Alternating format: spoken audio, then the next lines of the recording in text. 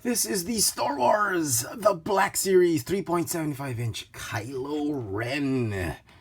The figure is part of the second wave of, for most parts of the world, I think a Walmart exclusive series of Star Wars The Force Awakens figures, and in the 3.75-inch scale. We don't have Walmart here in Manila.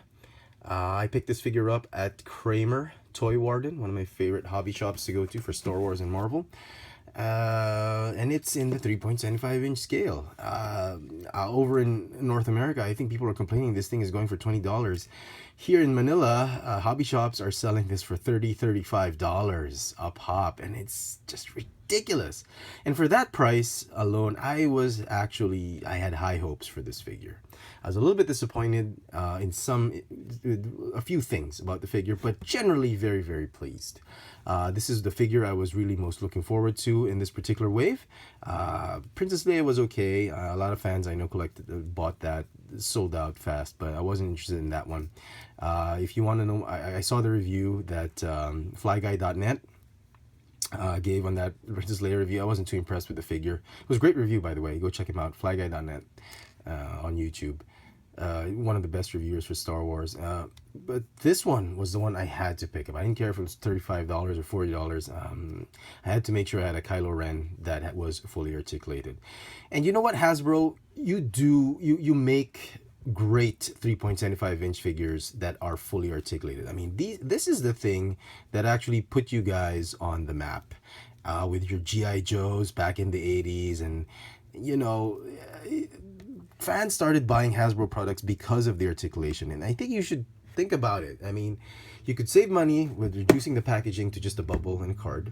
If that's the issue, you could save a lot of money in a lot of places so that you could produce an affordable 3.75-inch figure. Speaking of 3.75 figures that are affordable, not so affordable, here are the mass release figures. It's not so bad. These figures are great because they give you that nostalgic feel to it, but for a lot of collectors, the fully articulated versions are the ones that are really going to be keepers. These, they'll be traded, they'll be sold, they'll be given to kids, but these are the ones that you should be looking at into how to bring down that cost enough so that you could sell it to mass retail instead of exclusives. Anyway, I don't own Hasbro. I don't do anything for them. They know their accounting better than I do. But let's talk about a figure. The figure looks great. It's got the soft goods material for his outer garment. Inner garment is the soft PVC material, as you can see.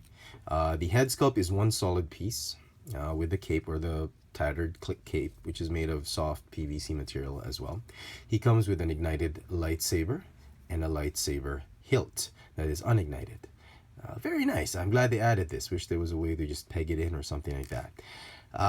So very nice. I do wish, one of my gripes about this figure is that being such a very expensive 3.75-inch figure, I wish they had given him a separate head, like an unmasked version or a version without the cloak. You could easily pop this thing off and replace that. That would have been nice. Just a little bit of plastic. Another thing I was a little bit disappointed with was this hand. I wish they would have made it the Force hand.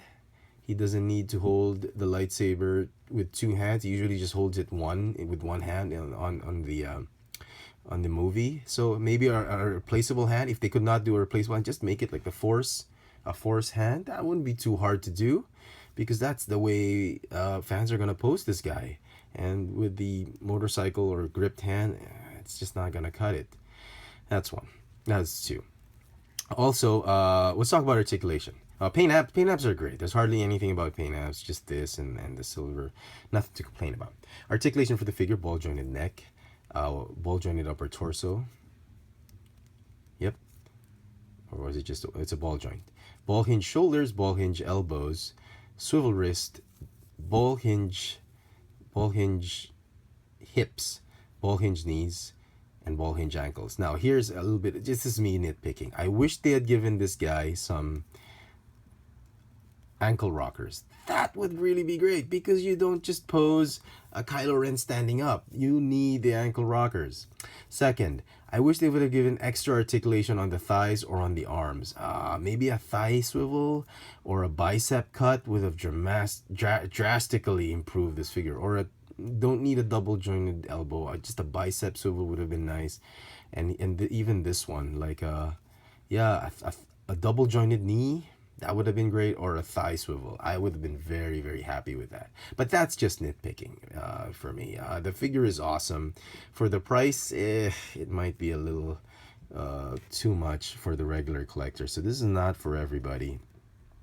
This is for the die-hard Star Wars fanboy or fangirl in you. And, you know, this is something you'll have to save up money for because it doesn't come cheap.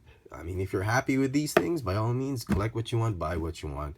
And I guess, as I said, this is for the really die-hard, strictly Star Wars collector fans. And I'm very pleased to have one. I'm hoping I hope there's a Rey figure coming out, or we get that here in Manila. I don't need a Han Solo. Maybe just a Rey. I don't need a Finn figure that's fully articulated. Maybe, I don't know. We'll see. But a Rey figure that in this kind of series, exclusive series, would probably be great on the shelf with him. There you go, folks. The Star Wars The Force Awakens Black Series 3.75-inch Kylo Ren. Thanks for watching.